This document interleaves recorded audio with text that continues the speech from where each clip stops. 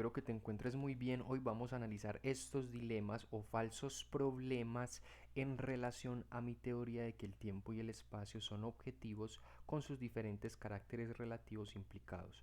Vamos a analizar por qué yo considero que estos problemas son falsos, ¿cierto? Y por qué digamos que queda en una situación de valía mi teoría en relación a estos conceptos. Vamos a empezar con este primero, el del infinito. ¿Cuál es el problema con este concepto de infinito?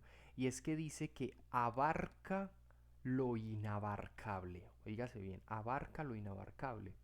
Pero ¿cómo se abarca lo inabarcable? Es decir, de manera objetiva, ¿qué podemos decir entonces de lo infinito? ¿Cierto? ¿Qué está abarcando?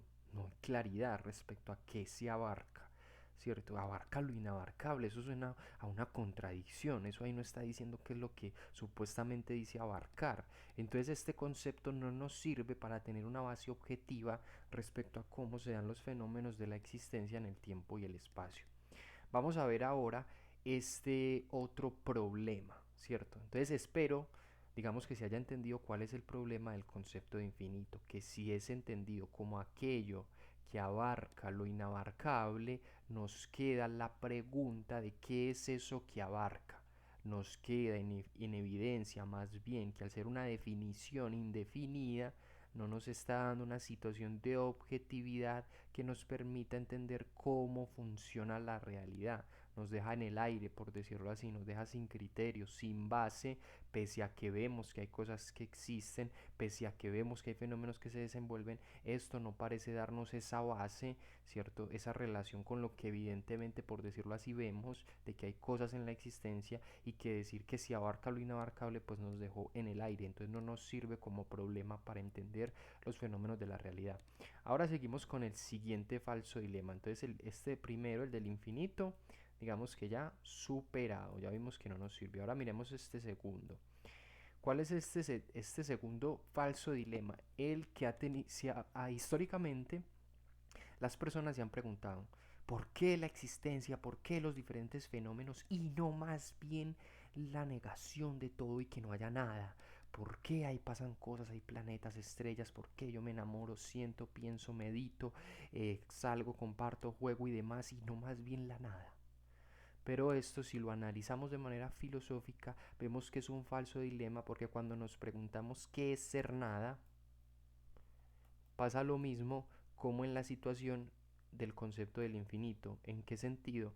En que ser nada no nos dice algo, no nos dice algo de manera objetiva, algo que podamos oponerle a la misma existencia, ¿cierto? ¿Cuál es la base aquí? ¿Cuál es ese versus? ¿Cuál es esa pelea, por decirlo así, digamos en términos ya extremos? ¿Cuál es esa pelea entre ser y ser nada?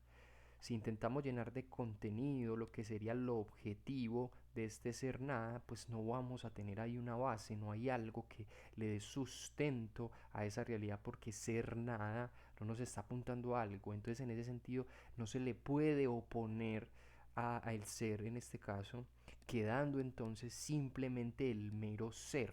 Queda el ser porque cuando queremos darle ese contenido a eso supuestamente que es ser nada, vemos que no tenemos cómo llenarlo. Un ejemplo, alguien podría decir, mira, es que ese ser nada es un espacio oscuro. Ese es un ejemplo que yo utilizo mucho para mostrar el problema de esa idea, de ese tipo de ideas. ¿Qué implica ser un espacio oscuro? Implica ser ya algo. Y ser ya algo no es opuesto a ser nada. Lo oscuro ya es en los fenómenos de la existencia. Vemos la oscuridad, podemos captar la luz, los diferentes colores y demás. Así que esta oposición, cuando se analiza de manera crítica, en realidad se transforma en un falso dilema, ya que no existe, ¿cierto? Ya que simplemente nos estaría entonces quedando el ser. Ahora bien, ya hemos mostrado cuál es el problema del concepto del infinito, porque es una definición indefinida que no nos dice de manera objetiva qué es el infinito. Ya hemos visto el problema de esa supuesta oposición entre el ser o ser nada, porque hemos visto que ser nada no nos dice algo, es decir, queda como una definición indefinida, no tiene una situación de objetividad y por tanto no la podemos oponer al ser como si pudiéramos generar una lucha, porque acá no queda algo con respecto a lo cual vamos supuestamente a ponerlo y solamente nos queda la existencia. Pero nos queda otro dilema y es este tercer dilema, ¿cuál es? El del ser. Entonces se ha creído entonces que lo que queda es el ser, ¿cierto? El ser es lo que vamos a analizar, el ser es la gran idea, la magnificencia del ser. No, eso es otro falso dilema. ¿Por qué? Porque si tomamos Aristóteles, si recuperamos Aristóteles, lo que vemos es una crítica, digamos, casi que brutal, es decir, muy buena. ¿Por qué? Porque él dice, hay diferentes, digamos, por decirlo así, fenómenos en la existencia, pero solamente este concepto no lo explica. ¿Cierto? Él en su momento decía, por decirlo así, él decía, si decimos que hay una sola sustancia, ¿cómo explicamos la diversidad de los fenómenos de la existencia con una sola? ¿Cierto? Y ese fue el problema interesante que vio Aristóteles y que yo lo retomo aquí para darle, digamos, valor a mi teoría.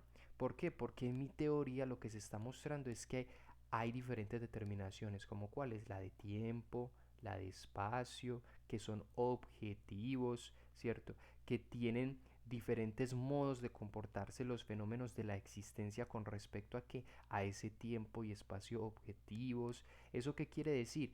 Que hay unas determinaciones, un tiempo y un espacio respecto a este tiempo y espacio que se ponen en relación a ese tiempo y espacio mismo, pero que esta variedad de determinaciones no niega la existencia, no niega la, digamos, la amplitud de fenómenos de la misma, no niega el valor de las cosas que tenemos a nuestro alrededor, sino que aclara más bien nuestra relación con las cosas que vemos y con las cosas que existen, ¿cierto? Así que eso es muy interesante porque estamos viendo cómo desde mi teoría de que el tiempo y el espacio son objetivos con sus diferentes caracteres relativos en relación a ese mismo tiempo y espacio, permite entender mejor la existencia y elimina este tipo de falsos dilemas. Bueno, y se podría decir, bueno, ¿y cómo vas a solucionar esa idea de que si uno empezara a recorrer con una nave, eso no tendría fin? ¿Cómo queda eso acá en tu teoría? Lo que hay que decirle es que ese tiempo y espacio ya son, existen, ¿cierto? En esa medida, nosotros no podemos pedirle fin o principio a algo que en este momento está haciendo al tiempo y el espacio. No podemos pedirle un fin ni un principio, es decir, esa lógica de la causalidad, pedirle causalidad a lo que es, o sea, que aquí hay un tiempo y hay un espacio que existen, no tiene cabida. ¿Por qué? Porque no hay algo anterior, es decir, esto es lo que existe, o sea, no hay algo anterior a lo que existe, por decirlo así, que haya creado lo que existe. ¿Cierto? No hay como algo, no hay, o sea, vamos a ejemplificarlo acá, no hay como un no existe, por decirlo así, no hay como un no existe del que haya brotado todo lo que es, teniendo el problema, ¿cierto? Como todo lo que es, por decirlo aquí, teniendo el problema de como si esto fuera algo, no, es que esto no existe, o sea, lo que existe es el tiempo y el espacio, es decir, si nosotros podemos recorrer sin fin algo, ¿cierto? Que está mostrando que el tiempo y el espacio son, que los fenómenos se pueden desenvolver en la existencia, que a eso no le podemos pedir principio porque antes de lo que existe no hay un, o sea, no hay esa pregunta no cabe, no hay un antes de eso que existe, ni hay un fin de eso que existe, porque lo que está existiendo, el tiempo y el espacio, digamos que es lo que hay, es lo que nosotros tenemos, esos diferentes fenómenos es digamos la base como tal, ¿cierto? Es como, digamos, eso que eso, o sea, como que la realidad misma es su propia base y no puede haber algo más allá de la base misma, ¿cierto?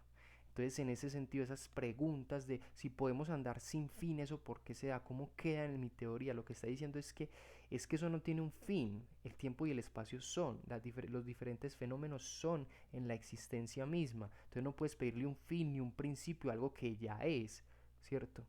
Que es eso que estamos viviendo, que estamos sintiendo, aunque nos podamos equivocar con nuestros juicios, es lo que tenemos. Entonces hay que tener mucho cuidado con ese tipo de enfoques que le damos a las preguntas y ver que de manera crítica, digamos, se aclaran aquí con mi teoría. Así que espero que medites este tipo de información y el conocimiento está para ser compartido.